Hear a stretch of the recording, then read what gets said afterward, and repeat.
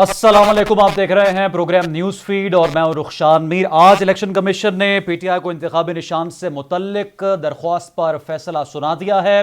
पाकिस्तान तहरीक इंसाफ intra party elections क्यों नहीं करवा रही? 2 अगस्त को नोटिस जारी किया था कि अगर पाकिस्तान तहरीक इंसाफ ने इलेक्शंस ना करवाए इंट्रा पार्टी तो बल्ले के निशान के लिए नाअहल कर दिया जाएगा। पीटीआई के वकील बैरिस्टर गौहर ने समाअत के दौरान यह बताया मीडिया को कि इंट्रा पार्टी इलेक्शन पार्टी आइन में तरमीम से पहले हुए, बाद में हमने तरामीम वापस ले ली।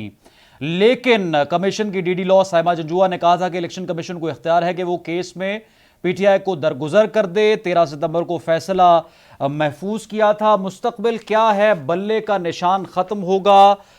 इलेक्शंस 2024 में बैलेट पेपर के ऊपर बल्ला मौजूद होगा। Intra party elections Pakistan Tehreek इंसाफ में कब होंगे? दूसरी जानिब आम इंतखाबात का मामला, जस्टिस अतर मिनल्लाह ने 41 सफ़ात का इजाफी नोट जारी किया है और इसकी भी तफसील पर हम बात करेंगे प्रोग्राम में। हमें इस वक्त ज्वाइन कर रहे हैं पाकिस्तान तहरीक इंसाफ के वकील बैरिस्टर गौहर साहब हमारे साथ मौजूद हैं। आरिफ चौधरी साहब माहिर कानून हमारे साथ मौजूद हैं। IPP से हमें वसीम रामे साहब ज्वाइन कर रहे हैं। बैरिस्टर गौहर साहब, मैं सबसे पहले तो सर आपका रुख करूंगा। आज समाअत हुई है, क्या आपको नजर आ रहा है इंट्रा पार्टी इलेक्शंस जो हैं उसमें पाकिस्तान तहरीक इंसाफ मौजूद नहीं होगा? ये सवाल रख लेते हैं आरिफ चौधरी साहब के सामने हम। इंट्रा पार्टी इलेक्शंस क्यों जारी लाजमी है? और जिस तरीके से कहा जा रहा है कि बाकी सियासी जमातों के साथ इलेक्शन कमीशन का जो ट्रीटमेंट है वो बिल्कुल मुख्तलिफ है, तो बतौर कानूनी माहिर आपको क्या लगता है सर? मैं आपको एक अर्ज करूं कि ये जो कुछ भी है इलेक्शन कमीशन की तरफ से, इसे आप ये समझें कि ये प्रील्यूड है उस अमल का जो वो करना चाहते हैं।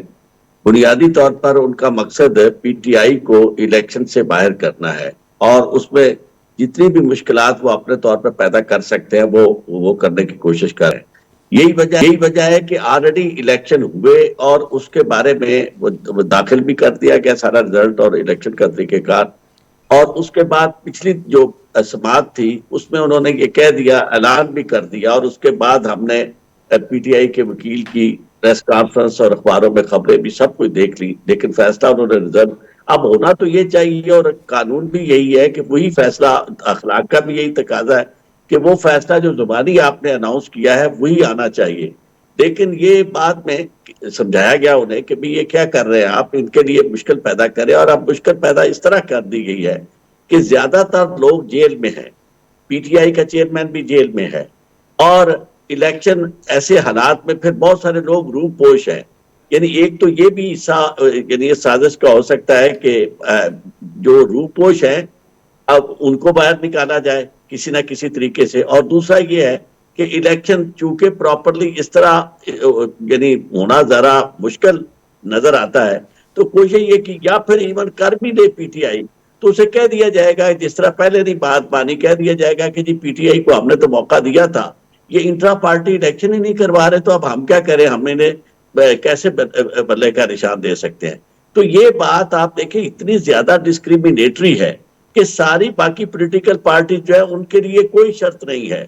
उनके जिस तरह उन्होंने कहा वो मान लिया गया, किसी से नहीं पूछा गया कि मरियम नवाज कैसे बन गई या बाकी लोग कैसे बन, कोई इलेक्शन किसी जगह हमें कोई नजर नहीं आया, कोई इलेक्शन नहीं हुआ।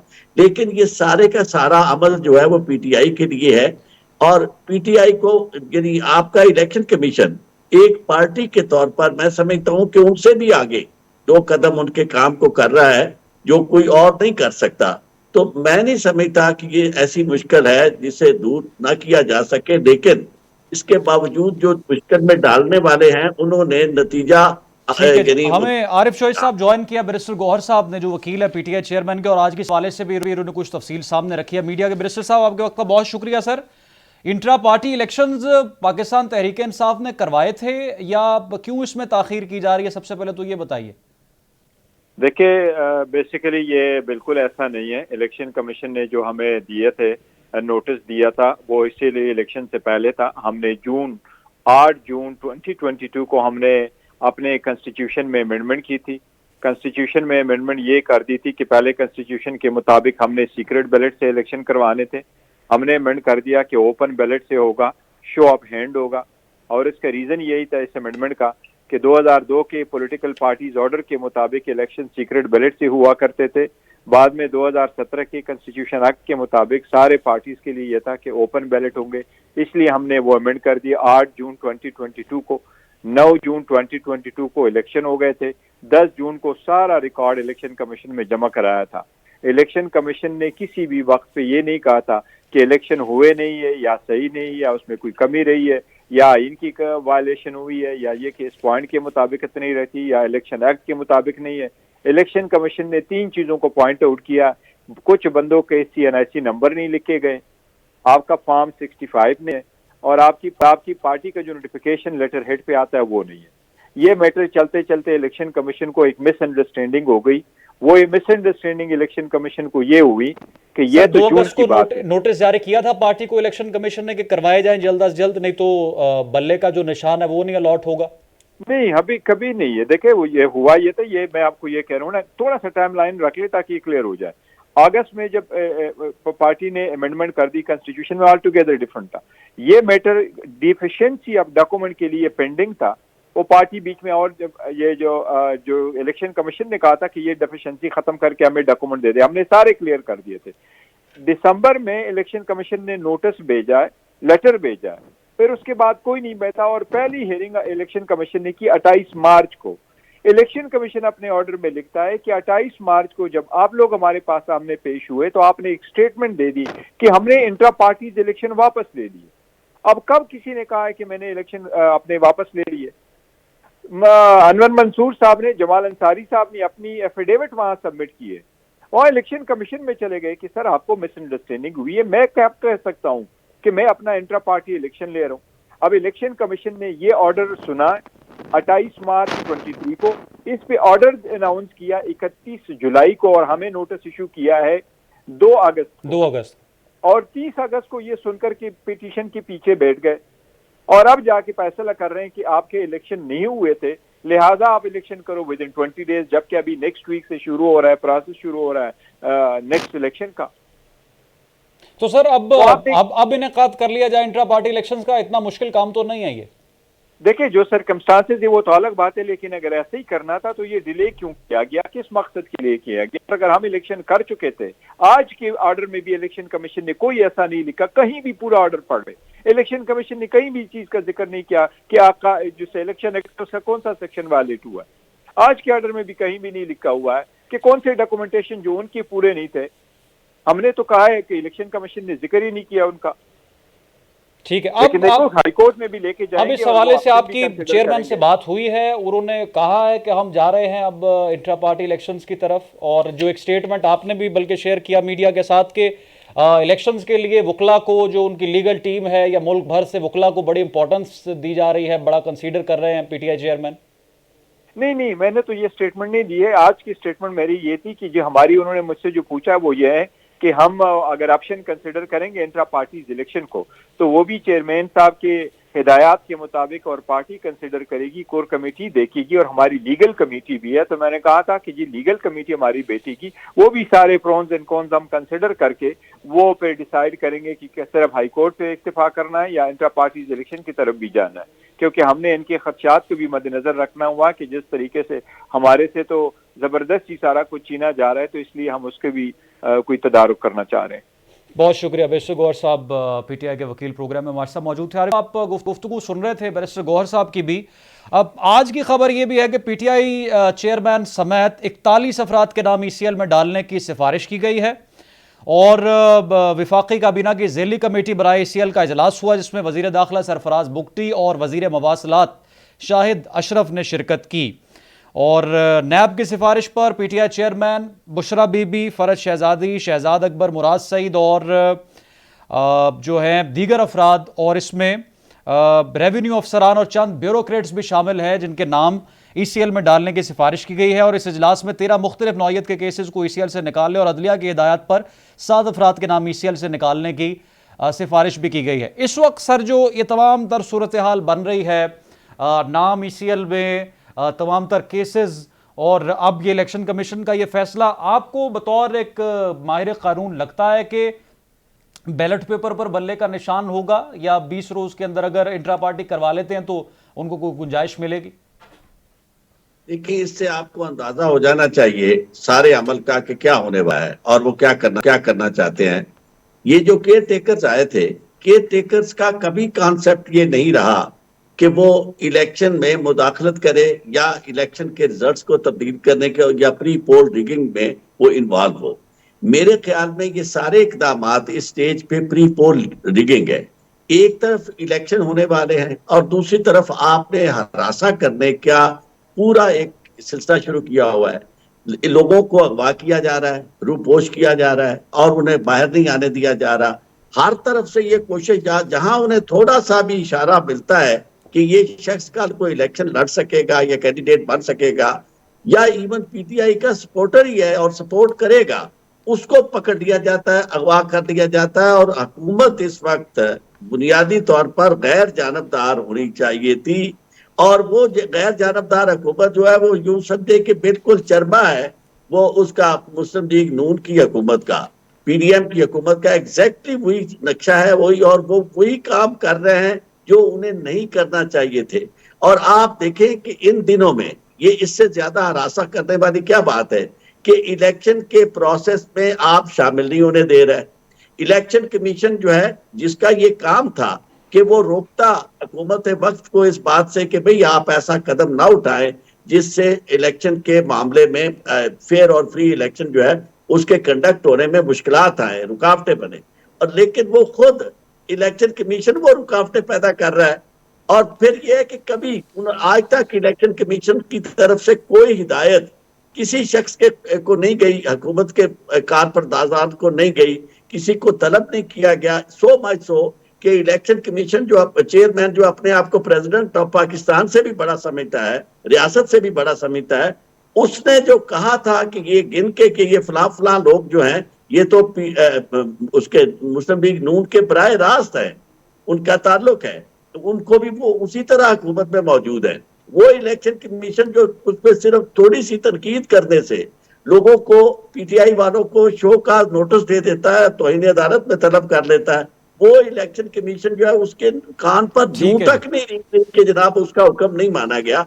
तो मैं ये समझता हूं कि ये सारी कोशिश ये की जा रही है कि जिस दिन इलेक्शन हो उससे पहले पीटीआई के चेयरमैन को सजा सुना दी जाए, नायल दोबारा करार दिया जाए, क्योंकि पहली नायली जो है उसको तो उन्होंने सस्पेंड कर होगी, सजा सस्पेंड होगी तो नायली भी सस्पेंड। तो ये कोशिश ये की जा रही है और इलेक्शन कमीशन इस सारे अमल में पार्टी है कि पहली तो बात यह है कि उन्हें इलेक्शन में हिस्सा ना लेने दिया जाए और अगर कहीं किसी तरीके से इलेक्शन तक पहुंच जाए तो इलेक्शन तक पहुंचने के वक्त तक। ठीक है जी आरिफ चौधरी साहब, अभी चूंकि इत्तेहाद और अलायंसेस हो रहे हैं, एक तरफ तो आम इंतखाबात की तैयारियां जारी हैं, आज वफाकी सूबाई हुकूमतों और इदारों से अफसरान और मुलाजमों की फहरिस्तें मांगी गई है। इलेक्शन कमीशन को इंतखाबात के इनेकाद के लिए 10 लाख पोलिंग अमले की ज़रूरत है और चारों सूबाई चीफ सेक्रेटरी तवानाई को खतूत इरसाल किए गए हैं।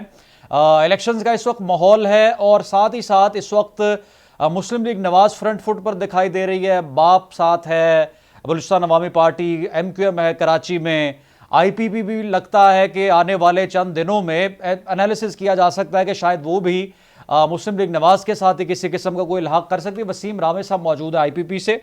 सर, ऐसी कोई गुफ्तगू हो रही है कि आप भी मुस्लिम लीग नवाज के साथ ही अब नजर आएंगे इलेक्शंस में? बिस्मिल्लाहिर्रहमानिर्रहीम जी, शुक्रिया। एक दो चीज़ें जो ऑनगोइंग कन्वर्सेशन है मुझे उसमें ऐड करनी है। मेरे दोनों जो ब्रादरान हैं इनका जो तज्जिया था इलेक्शन कमीशन के मुतल्लक और ये बल्ले के निशान के मुतल्लक, तो मैं डिफ़र करता हूँ। देखें जी, इंट्रा पार्टी इलेक्शन किसी भी जमहूरी पार्टी के लिए एक इंतहाई अहम चीज़ है। जिस तरह आप मुल्क में जमहूरियत के लिए इलेक्शन के लिए जोर लगा रहे हैं, तो पार्टीज का इंट्रा पार्टी इलेक्शन जो है वो उतना ही जरूरी है किसी भी जमहूरी अमल के लिए। वो अगर बताया कि हमने करवाए थे पहले। नहीं, मैं बताता हूँ हुआ क्या है कि जो इलेक्शन कमीशन का कंसर्न है, ये जो रिपोर्ट सबमिट की गई हैं उन पे 3 मुख्तलिफ डेट्स हैं। सो वो डिफर कर रही हैं, वो शो नहीं कर रही, मतलब कि लेजिटिमेसी जो इसकी शो नहीं कर रही। और दूसरा, ये इतना बड़ा अमल तो नहीं है। अगर मतलब कि पिछले 3 माह से ये शोर चल रहा है जी बल्ले का निशान नहीं रहने देंगे, ये हो जाएगा वो हो जाएगा, तो आप पहले अपनी खामियां दूर कर लें। आपको जो पता है कि हालात आपके खिलाफ हैं, तो आप लोगों ने इंट्रा पार्टी इलेक्शन, आपको पता था केस चल रहा है, आपको पता है कि जो हुआ है, तो उसको कवर कर लें। अभी भी इनके पास टाइम है, कोई ऐसा इशू नहीं है। इनके जैसे जितना मुझे याद है तकरीबन 28 लाख के करीब इनके मेंबर हैं, इनके पास सॉफ्टवेयर अवेलेबल है, एक दिन का काम है, मतलब कि करवा के ये शोर मचाने के बजाय जो पॉजिटिव वे है उसकी तरफ जाएं। और जहां तक आईपीपी का और नून लीग का सवाल है, देखें जी, हम हमारा एक अपना एक मौकफ है, हम अपने एक मैनिफेस्टो के साथ चल रहे हैं। हम मुल्क की आवाम के लिए काम करना चाहते हैं, ये गुर्बत खत्म करने के लिए काम करना चाहते हैं, मुल्क की तरक्की के लिए काम करना चाहते हैं, और क्लियर एक मैनिफेस्टो है, हम उस मैनिफेस्टो पे चल रहे हैं। उस मैनिफेस्टो पे फिलहाल तो हमारी पार्टी में कोई ऐसा अभी तक कोई कोर कमेटी की मीटिंग में या कहीं भी ऐसी डिस्कशन नहीं हुई कि हम किसी पार्टी का हिस्सा बनेंगे। हमारे पास अपने बहुत मजबूत कैंडिडेट्स हैं जो अपने अपने इलाके में उनकी बड़ी साख है, वो आज़ाद भी जीतने की हैसियत में है। तो हमारे पास बहुत बड़ा वसी एक नेटवर्क है जो अच्छे कैंडिडेट्स का। हम अपने तौर पे आईपीपी अपने मौकफ के साथ भी बहुत सारी सीट्स निकाल सकती हैं। और इन फ्यूचर अगर कहीं जाके किसी के साथ बैठना भी पड़ता है तो हम कोई इसमें डाउट नहीं कि सिर्फ उन्हीं के साथ बैठेंगे जिनके साथ हमारे ख्यालात मिलते हैं, हमारा मैनिफेस्टो मिलता है, जिनके साथ हम मिलके काम कर सकते हैं। ये जमहूरी प्रोसेस है, जमहूरियत का हिस्सा है ये। और इलेक्शन से पहले या कोई भी ऐसी चीज होने से पहले, कोई एग्रीमेंट होने से पहले, ये सारी ज़बानी कलामी बातें होती हैं, पॉलिटिकल बातें ही होती हैं, इनका कोई इतनी अहमियत नहीं होती। इंशाल्लाह इस्तेकाम पाकिस्तान जो है अपनी पूरी तैयारी कर रही है। हमने अपने सारे जितने भी पूरे पाकिस्तान से इंशाल्लाह लेकिन सर कैंडिडेट्स नजर तो इस वक्त ये आ रहा है कि जो छोटी बड़ी जमातें हैं पंजाब में बिलखुसूस ये इकट्ठी होंगी, ऑपोजिशन में पाकिस्तान तहरीक इंसाफ होगी, वाहिद जमात या कोई इक्का दुक्का अगर कोई सियासी पार्टी है। जिस तरीके से नून लीग इस वक्त साथ में ला रही है बाकी सियासी जमातों को, बलूचिस्तान हो बाकी जगह हों, लगता तो यही है कि आईपीपी भी साथ खड़े होने वाली है उनके, जिस तरह से इस्तकबाल के लिए आप मौजूद थे, रवाबित जारी हैं आईपीपी रहनुमाओं के नून लीग के साथ, तो आपके तो फायदे में नहीं है ये उनके साथ मिलना?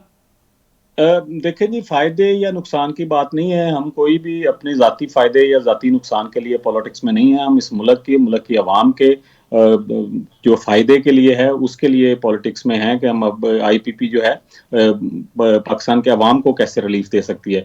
तो वो जो आप जिस इंसिडेंट की बात करते हैं वो एक हमारे जो रहनुमा है उनकी जाती एक जो तल्लक था उसकी बिना पे था। पार्टी ने तब भी इसका मौक़िफ़ दे दिया था कि पार्टी जो है अपने तौर पे किसी भी ऐसे मामले में शामिल नहीं है। लोग एक दूसरों की शादी ब्याह पे जाते हैं, एक दूसरे की फौतगी पे जाते हैं। ज्यादातर रहनुमा तो आईपीपी में वो है जिनका ताल्लुक पाकिस्तान तहरीक इंसाफ से था। अब अगर नून लीग के साथ मिल जाती है सियासी जमात तो ज़ाहिर है कुछ वजारतें मिलेंगी, पोजीशन मजबूत होगी पार्टी की भी। देखें जी, नून लीग के साथ मिलना मतलब कि कोई ऐसी बात भी नहीं है। नून लीग भी एक बड़ी पार्टी है पाकिस्तान की, जो है बड़ी, उनका एक अपना एक स्टेक है। लेकिन फिलहाल जो जैसे मैं बता रहा हूँ कि फिलहाल हमारी कहीं भी हमारी पार्टी में अभी इस चीज़ पे कोई ना तो गौर व फिक्र हुआ है, ना ही कुछ चीज़ें मतलब कि इस नौबत पे आई हैं। कोर कमेटी की मीटिंग, लास्ट मीटिंग भी मैंने अटेंड की थी, कोई इस तरह की डिस्कशन नहीं हुई। हमारा जो मेन था, हम सिर्फ लोगों के अवाम को जो रिलीफ देना चाहते हैं उसके पैकेजेस पे हम उस पर डिस्कशन होती है। वही जो मैनिफेस्टो है कि कैसे लेके आगे चलना है, अवाम को कैसे हमने बताना है कि उनके मसाइल जो कैसे हल हो सकते हैं। हो सकता है कि इन फ्यूचर हो सकता, सारी पार्टियां ट्राई कर रही हैं एक दूसरे के साथ। पोलिटिकल इल्हाक जो है हम ख्याल लोग करते हैं, इसमें कोई शक नहीं है। जमात इस्लामी सारी गवर्नमेंट्स का हिस्सा रही है, एमक्यूएम सारी गवर्नमेंट्स का हिस्सा रही है, पीपल पार्टी हो, नून लीग की हो, पीटीआई की हो, तो जमातें करती हैं ऐसे। इसमें कोई ऐसी बात भी नहीं है। लेकिन फिलहाल ऐसा आईपीपी का ऐसा कोई मौक़िफ़ जो है नहीं है। हम अपने तौर पे फिलहाल इलेक्शन लड़ेंगे और आगे फ्यूचर में देखेंगे। ठीक है जी नाजरीन, आज पेशावर हाई कोर्ट का ये फैसला है। जस्टिस एजाज अनवर ने ये रिमार्क्स दिए हैं, बल्कि उनके रिमार्क्स हैं कि मसला ये है कि बाकी सियासी जमातें जलसे कर रही हैं, लेकिन एक सियासी जमात की जब बात आती है, उनका कन्वेंशन हो या जलसा करने की बात हो, तो दफ़ा 144 का नफाज हो जाता है। और इस पर फिर एडवोकेट जनरल ने कहा कि रिपोर्ट है कि अमन व अमान के सीरियस थ्रेट्स हैं, कुछ सियासी पार्टीज और रहनुमाओं को सीरियस थ्रेट्स हैं, इस वजह से शायद ये दफ़ा 144 की बात आती है। यही सूरत हाल जो है सिर्फ खैबर पख्तूनख्वा में नहीं है, बल्कि पंजाब में भी इस तरह के मामलात हैं कि जब पीटीआई के कन्वेंशन की बात होती है, जलसा तो बहुत दूर, डिप्टी कमिश्नर या डीपीओज का फौरी तौर पर नोटिफिकेशन आ जाता है कि जलसा नहीं हो सकता, इजलास नहीं हो सकता। आरिफ चौधरी साहब, मामलात बेहतर होंगे, कुछ तब्दीली भी आएगी? अब जिस तरह से ये मैंने आपको जस्टिस अनवार के रिमार्क्स अभी प्रोग्राम में हमने शामिल किए हैं, तो अभी अब जनवरी है, फरवरी है, मामला कुछ बेहतर हो सकते हैं? एक शेर है, कहते हैं काम का वक्त है बातों का नहीं। कहते हैं ये काम का वक्त है बातों का नहीं, इसीलिए आपको जलसा नहीं करने देते। यानी कोशिश ये हो रही है तहफ़्फ़ुज़ की, एक इस्तेहकाम की कोशिश कर रहे हैं, दूसरे तहफ़्फ़ुज़ की कोशिश कर रहे हैं। और वो तहफ़्फ़ुज़ ये है कि रियासत पाकिस्तान जो पाकिस्तान के पूरे पूरे मुल्क के अंदर इलेक्शन करवाना चाहती है, जो इस्तकबाल करवा रही है नवाज शरीफ का पूरे पाकिस्तान से, जो हर जगह जलसे करवा रही है सारी जमातों के, पूरी की पूरी फौज, जफर मौज और फौज, उनके जितने भी लोग यानी साथ इंतजामिया के हैं, वो पूरे के पूरे जो है मुकम्मल तौर पर उनके साथ हाजिर हैं, दस्त बस्ता हाजिर हैं। और दूसरी तरफ एक पॉलिटिकल पार्टी जो है उसे ये तहफ़्फ़ुज़ नहीं दे सकते, और वो तहफ़्फ़ुज़ देने का एक तरीका इन्होंने ये निकाला है कि जब वो जलसा करे आप पहुंच जाएं और उनको बार बार कर वो अशर उनका कर दे कि वो तहफ़्फ़ुज़ उनका ऐसा तहफ़्फ़ुज़ करे कि वो आपसे तहफ़्फ़ुज़ के लफ्ज़ से माफी मांगे। तो मैं ये सवाल आपसे, आपकी वसातत से करना चाहूंगा उन लोगों से जो इस्तेहकाम पाकिस्तान में शामिल हैं, कि जो रिलीफ आपने लिया अपने लिए 9 मई से बचने के लिए, और 9 मई जिसे मैं नहीं समझता कि किसी तौर पर भी ये बगैर किसी तहकीक के, बगैर किसी तफ्तीश के, यानी सबको 9 मई के वाक़े में इस तरह मुलव्वस कर दिया जाए कि जनाब लोग सवाल तो ये है जी, आरिफ मैं सिर्फ अर्ज कर जी सर आप मुकम्मल करें। क्या ऐसा मुमकिन है कि ये जो रिलीफ अपने लिए ले चुके हैं, पाकिस्तान के अवाम को भी जिनका ताल्लुक पीटीआई से है, उन्हें भी ये रिलीफ ले दें कि वो भी अपनी मर्जी से अपनी सियासी राय का इजहार कर सके? ये उनका बुनियादी हक है, अपनी मर्जी से सांस ले सके, अपनी मर्जी से झंडा उठा सके, अपनी मर्जी से पाकिस्तान के अंदर बतौर पाकिस्तान के शहरी के अपने इंसानी हकूक जो है उनका उन्हें तहफ़्फ़ुज़ मिल सके। क्या ये बुनियादी इनका काम ये हो सकता है और इसमें ये कोई रोल प्ले कर सकते हैं? और दूसरी रियासत से गुजारिश ये है कि आपने ये ऐसे इलेक्शन जिनके ऊपर अभी से साए पड़ रहे हैं, पूरी दुनिया देख रही है, चक्को शुबा के साए, और उसमें ये लोगों को लग रहा है कि जनाब किसी एक शख्स को, किसी एक पार्टी को आगे लाने के लिए पूरी कोशिश की जा रही है, रियासती मशीनरी इस्तेमाल हो रही है, और एक पॉलिटिकल पार्टी को दीवार से लगा दिया गया है। उनको ना जलसा करने देते हैं, ना उन्हें मूवमेंट करने देते हैं, उनको पकड़ के जो कुछ हशर कर रहे हैं। इस तरह की सूरत हाल में ये पैसे का ज़या होगा। जी वसीम रामे साहब, जिस तरह से आरिफ चौधरी साहब फरमा रहे हैं कि इलेक्शन से पहले ही उसकी क्रेडिबिलिटी पर सवालात उठाए जा रहे हैं, और पीपल्स पार्टी ये कहती है कि अगर प्राइम मिनिस्टर हुए नून लीग से तो हम इसको तस्लीम नहीं करेंगे और सिलेक्टेड प्राइम मिनिस्टर को किसी तौर नहीं बैठने देंगे। पाकिस्तान तहरीक इंसाफ तो मानने से इनकारी है पहले दिन से कि ये फ्री एंड फेयर इलेक्शन नहीं है। आप तमाम सियासी जमातें और तमाम जो जमहूरी रहनुमा हैं उनका फर्ज नहीं बनता या आपकी ये जिम्मेदारी नहीं है कि अवाम का कम अज कम आप इसको मेक श्योर करें कि लोगों को एतबार हो इन इलेक्शंस पर और लोग उसके नताइज तस्लीम भी करें और सबको इक्वली मौका मिले, ताकि जो गवर्नमेंट भी फॉर्म हो वो कम अज कम 5 साल तो अपने पूरे करे? आई नहीं जी, मैं आरिफ साहब हमारे बड़े सीनियर रहनुमा हैं, मैं इनकी बड़ी इज्जत करता हूं। मैं सिर्फ इनकी बातों का दो का जवाब दे दूं। क्या आरिफ साहब बेखबर हैं इस चीज़ से कि जो पाकिस्तान तहरीक इंसाफ है वो जब वो आई थी तो दूसरी जमातों को किस प्रोसेस से गुजारा गया था और किस तरह फेवर्स दे के जब अदम एतमाद आया, जब सेनेट आया, तो किन हालात से गुजर के दोहराना है? आप अच्छी रिवायत कायम करें, अगर माजी में कुछ बुरा हुआ नहीं, दोहराने की बात नहीं कर रहा हूं मैं, दोहराने की बात नहीं कर रहा हूं, मुझे बात खत्म करने दे। तो किन प्रोसेस से गुजर के, तो क्या उसके बाद ये बात थी कि लोगों को अपने मोहसिनों के घरों को जलाने पे आमादा किया जाता? ये 9 मई का जो वाकया है ये कोई छोटा वाकया है, छोटा इंसिडेंट है सर? 9 मई को तो मैं सर ऐड करना चाहता हूं, आपकी बात काट रहा हूं माजरत के साथ। 9 मई को तो कोई भी जस्टिफाई नहीं करता, सब उसकी मजम्मत करते हैं। पाकिस्तान तहरीक इंसाफ खुद करती है, सारे मीडिया ने किया, पाकिस्तानी अवाम भी मजम्मत करती है, वो तो किसी तौर जस्टिफाइड नहीं है। लेकिन सवाल ये है कि इलेक्शंस में सियासी जमात का किसी का माइनस होना, अवाम को यकीन होगा इन इलेक्शंस पर? ये सर सवाल। अब देखें जी, हम तो इस चीज़ पे यकीन ही नहीं रखते कि किसी भी जमात को माइनस किया जाए, इसमें कोई शक नहीं है। तमाम सियासी जमातों को जो है वो इलेक्शन लड़ने की, फेयर एंड फ्री इलेक्शन की इजाज़त होनी चाहिए, तब ही मुल्क में इस्तेहकाम आ सकता है। लेकिन हमारी साथ साथ एक रवायत भी है कि जितने मर्जी फेयर एंड फ्री इलेक्शन हो जाएं, हमेशा से जो हारने वाली पार्टी, आप जब से पाकिस्तान बना है तब से लेके ये 2018 के लास्ट इलेक्शन हुए हैं, तब तक जो भी इलेक्शन हुआ है, इंडिविजुअल कैंडिडेट्स ले लें, उनकी भी यही लड़ाई होती है कि मेरे साथ धांधली होगी, मेरे साथ ये हो गया। और पार्टीज का भी हमेशा से यही रहा है कि जो जीत जाती है वो जो हारने वाला है हमेशा तनकीद करता है।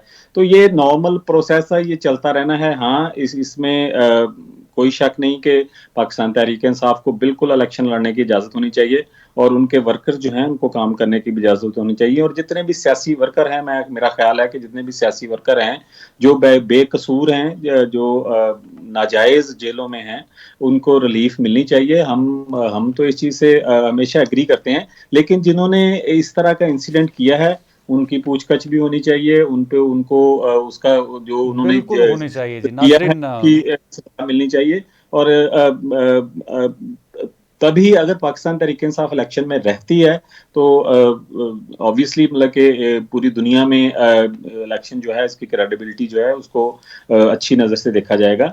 लेकिन ये ठीक है डिपेंड जी। करता है एक पाकिस्तान एक तहरीक छोटा सा इंसाफ वक्फा की वसीम रामे लीगल साहब लेंगे और गुफ्तगू के सिलसिले को यहाँ से हम आगे बढ़ाएं। साबिक सदर पाकिस्तान पीपल्स पार्टी के जो हैं सरबरा आसिफ अली जरदारी साहब ने एक इंटरव्यू दिया निजी टीवी चैनल को और बड़े तवील उन्होंने इल्ज़ामात भी आयद किया है पीटीआई चेयरमैन पर। उन्होंने कहा है कि इमरान खान की जो हुकूमत थी माइनस जरदारी पीपल्स पार्टी चाहती थी, उन्हें मुल्क से बाहर जाने का कहा गया और कहा गया कि बाकी पीपल्स पार्टी 6 वजारतों के बदले पीटीआई से मिलकर इलेक्शन लड़े। इस पर हम तफसील बात करेंगे एक मुख्तसर से ब्रेक के बाद।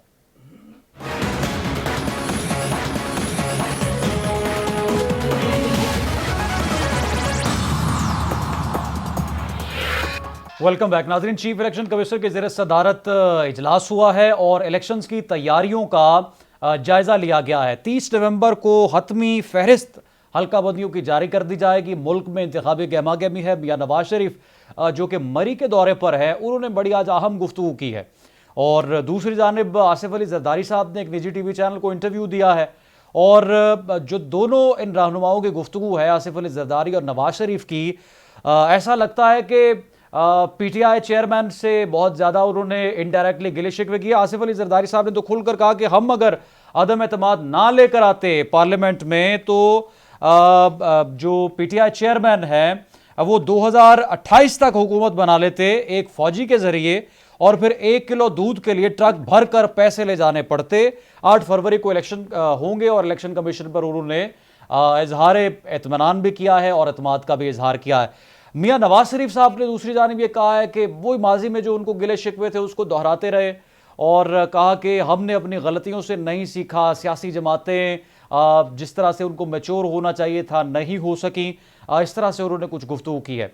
आरिफ चौधरी साहब और वसीम रामे साहब, बैरिस्टर गौहर साहब प्रोग्राम में साथ ही मौजूद है। आरिफ चौधरी साहब, लेकिन जो दोनों सियासी रहनुमाओं की गुफ्तगू मैंने कुछ हिस्सा आपके सामने रखा है। अब जो इंतखाबात हैं, आपको लगता है कि अब गलतियों से ये जो बड़े लीडर्स हैं ये सीख चुके हैं या दोबारा से वही गलतियां दोहराने जा रहे हैं?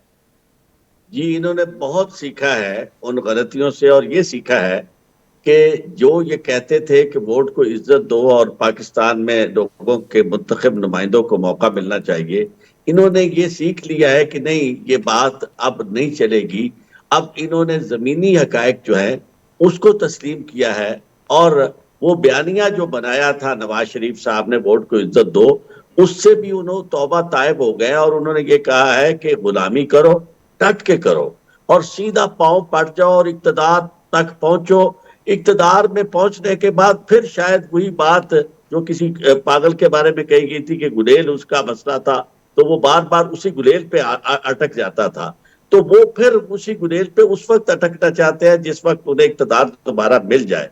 और आसिफ अली जरदारी ने और इन दोनों ने एक बात और सीख ली है कि आपने पाकिस्तान के अवाम को लूटना है और लूटने के बाद आपने बड़ों के पांव पड़ना है और लोगों की परवाह नहीं करनी। वोट वो दें या ना दें, आप जेहन में ये रखें कि जी इक्तदार तक आप पहुंच जाएंगे। और आसिफ अली जरदारी साहब ने तो ये भी सीख लिया है कि कोई बात नहीं, अगर आपको पूरे का पूरा हिस्सा लॉयंस शेयर नहीं मिलता तो आपको उसमें से कुछ भी मिल जाए तो वो भी आपके लिए बेहतर है, क्योंकि आपको सिंध में सब कुछ मिला हुआ है, सिंध से भी आप मुकम्मल फैज़याब हो रहे हैं, और अगर कुछ पंजाब में भी खैरात में मिल जाए तो कोई हर्ज नहीं है। तो इसलिए इन्हीं चीजों पे तकिया, उसी तनख्वाह पे काम करो, वरना बेटा जो है उसके ख्वाब तो और हैं, और वो बात भी जरा बेहतर अंदाज में कर रहा है, और वो जमहूरियत में भी यकीन रखता है, इलेक्शन भी चाहता है कि से फेयर और फ्री हो, कम अज कम गुफ्तगू की हद तक। लेकिन बाप जो है उसने जमीनी हकायक के साथ मुकम्मल तौर पर समझौता कर दिया, और यही वो समझता है कि उसने सीख लिया है अपनी गलतियों से। वरना अगर गलतियों से सीखने की बात हो तो पाकिस्तान के अवाम के साथ इस तरह के जुल्म में ये शामिल ना हो, और ये कभी भी ना सोचे कि पाकिस्तान को इस सतह पे पहुंचाने में कभी किरदार ना अदा करे जो ये किरदार अदा करे कि पूरी दुनिया के अंदर हमारी रुसवाई हो रही है, पाकिस्तान डूब रहा है, और ये खुश है कि जनाब उसका भाई जो है वो 16 महीने हुकूमत कर गया, नवाज शरीफ का। अब वो कहता है कि ना जनाब वो ठीक है जिन्होंने 3.5 साल हुकूमत की थी उन पे सारी बात डाल के, और यही काम हमें आयत चौधरी साहब, हमें अभी ज्वाइन किया अहमद अवैस साहब ने, पाकिस्तान तहरीक इंसाफ के रहनुमा। अहमद साहब बहुत शुक्रिया आपके वक्त का। साबिक सदर आसिफ अली जरदारी का इंटरव्यू यकीनी तौर पर आपने देखा है, कहते हैं कि पीटीआई की तरफ से पीपल्स पार्टी को 6 वजारतों के बदले जो है साथ मिलने की पेशकश की गई। इमरान हुकूमत माइनस जरदारी पीपल्स पार्टी चाहती थी, और 2028 तक अपनी हुकूमत किसी गैर जमहूरी कुव्वत की मदद से बनाना चाहती थी। ये जो इल्जामात और चार्जशीट जरदारी साहब ने आज जारी किया एक प्रोग्राम में, इस पर क्या रद्द अमल देंगे आप? जरदारी साहब, आपको पता है कि बाज बातें जो हैं वो दानिस्ता ना दानिस्ता, और वो बाज बातें इस तरीके से कर देते हैं कि उनका रिएक्शन देखते हैं, और उस रिएक्शन के ऊपर अपना अगली कैलकुलेटेड मूव उन्होंने जो करनी होती है वो उसके ऊपर फिर जाते हैं। इसलिए उनके जहन में जो है बहुत सारी ऐसी बातें हैं जो मंजर आम पे नहीं आई हुई हैं, और वो सोचते हैं कि वो, क्योंकि उस पे इस बिलीव करते हैं कि politics is a game of possibility, तो सारी पॉसिबिलिटीज को किसी न किसी अंदाज में वो सामने ले आते हैं, क्योंकि कल को कोई बात हो तो वो कहेंगे कि भाई मैंने तो पहले ये भी कह दिया था। तो इस लिहाज से मैं ये समझता हूँ कि अदरवाइज तो ये जो बात कर रहे हैं, आई डोंट थिंक कि ये प्रैक्टिकली पॉसिबल होगा। इसमें प्रैग्मेटिक अप्रोच मुझे नजर नहीं आती उनकी स्पेकुलेशंस जो उन्होंने की हैं। ठीक है, दूसरी तरफ सर इंट्रा पार्टी का जो ये फैसला इलेक्शन कमीशन का है इंट्रा पार्टी इलेक्शंस को लेकर, अभी वसीम रामे साहब भी प्रोग्राम मौजूद है आईपीपी से, और बैरिस्टर गौर साहब भी साथ हमारे मौजूद है। वसीम रामे साहब ने ये भी सवाल उठाया और आपके सियासी मुखालिफिन कि अगर ये फैसला सामने आया था तो आपने पहले गुंजाइश क्यों छोड़ी, इंट्रा पार्टी इलेक्शंस पर तवज्जो क्यों नहीं दी? अब 20 रोज का टाइम है, क्या पीटीआई अब इंट्रा पार्टी इलेक्शंस की तरफ जा रही है और बल्ले का निशान मौजूद होगा बैलेट पेपर्स पर इलेक्शंस में? मुझे यकीन है कि बल्ले का निशान बिल्कुल बैलेट पेपर के ऊपर मौजूद होगा। अभी भी ये इलेक्शन कमीशन क्योंकि इंडिपेंडेंटली तो फंक्शन कर नहीं रहा, वो हैंड इन ग्लव है नून लीग के साथ। और जैसे उन्होंने इससे पहले आपने देखा था सुप्रीम कोर्ट में जो तमाशा लगाए रखा उन्होंने, और अपने आप को आइन से बालातर भी अपने एक्ट एंड डीड से ये साबित करने की कोशिश की कि वो आइन को कोई अहमियत नहीं देते, और यही उनकी तमाम थ्रू आउट कार्रवाई जो है इसी किस्म की चली। और यहाँ पर भी ये अल्टीरियर मोटिव है इसके अंदर कि ऐसे क्रिटिकल स्टेज के ऊपर उन्होंने उनको कह दिया कि ये तुम इतने दिनों में दोबारा करके आओ, जबकि वो सर्टिफिकेट भी मौजूद है और इलेक्शन वगैरह वो उसके मुताबिक जो अभी आपने सुना होगा उनके काउंसिल की जो उन्होंने कमेंट्स दिए हैं कि ये सब चीज़ें मौजूद हैं और उनके तमाम रिक्वायरमेंट पूरी हुई है, और इसके बावजूद उन्होंने ये बात की है। लेकिन खैर ये क्योंकि एक तरफ से एडवर्स सर्कमस्टांसेस जो हैं वो तो पहले भी पीटीआई फेस कर रही है और उनके चेयरमैन भी फेस कर रहे हैं, बाकी लीडरशिप भी। तो लेकिन मुझे ये लगता है कि ये इस बेस के ऊपर पाकिस्तान की ये जो पीटीआई है ये नॉकआउट नहीं हो सकेगी, इलेक्शन में पार्टिसिपेट भी करेंगे और बल्ले का निशान भी इनका रहेगा कायम। और इंट्रा पार्टी इलेक्शंस होंगे अब 20 रोज के अंदर, और मेरा ख्याल है कि ये उसको चैलेंज करेंगे और अगर ये ऐसी इवेंचुअलिटी आ जाती है कि जहाँ पे ऊपर से उनको कोई विद सर्टन वेरिएशन कोई फैसला ऐसा है कि जिसमें उनको इंटर पार्टी इलेक्शन जो है वो करवाना पड़ता है, तो वो इससे पहले कि वो उनको नॉकआउट कर दिया जाए, वो बिल्कुल जाएंगे, इसकी करेंगे। ठीक है जी। अहमद अवैस साहब, वसीम रामे साहब इस्तेकाब पाकिस्तान पार्टी से, आरिफ चौई साहब हमारे साथ प्रोग्राम में मौजूद थे। नाज़रीन, प्रोग्राम का वक्त ख़त्म हो गया है। इस वक्त जिस तरह से हमने गुफ्तगू की कि इलेक्शंस की भरपूर तैयारियां की जा रही हैं, हल्का बंदियों की हतमी फहरिस्त भी जारी हो जाएगी, और अहम सवाल इस वक्त यही है पाकिस्तान की आवाम का भी और जितनी भी सियासी जमातें हैं सबके वोटर्स का भी, कि जो इलेक्शंस हो मुल्क में 2024 के इंतखाबात, एक बात को सिर्फ यकीनी बना लिया जाए कि जो नताइज हों इन इलेक्शंस के उसको पूरा पाकिस्तान तस्लीम करे। और जो इशारा पाकिस्तान पीपल्स पार्टी ने दिया है, या इस वक्त जो पीटीआई के रहनुमा पाबंद सलासल है और जिस तरह की गुफ्तगू की जा रही है कि जो नताइज आएंगे उस पर हम अदम एतमाद करेंगे और हम उसको तस्लीम नहीं करेंगे, ये फ्री एंड फेयर इलेक्शंस नहीं होंगे। अगर मुल्क में फ्री एंड फेयर इलेक्शंस नहीं होने, या आपने तमाम सियासी जमातों को और पाकिस्तान की आवाम को कॉन्फिडेंस में नहीं लेना, तो फिर इन इलेक्शंस का क्या फ़ायदा। माजी में जो 2 इलेक्शंस हुए, कभी इस्लामाबाद में धरना होता रहा डी चौक पर, कभी उसको सिलेक्टेड कहा गया प्राइम मिनिस्टर को, कभी 3 साल के लिए प्राइम मिनिस्टर रहे, फिर उसके बाद कभी करप्शन एलिगेशंस। अगर अवाम को कॉन्फिडेंस में लिए बगैर इलेक्शंस होने, तो फिर तो इन इलेक्शंस का कोई फायदा नहीं। आपसे दोबारा मुलाकात होगी, वक्त खत्म हो गया। अल्लाह हाफिज।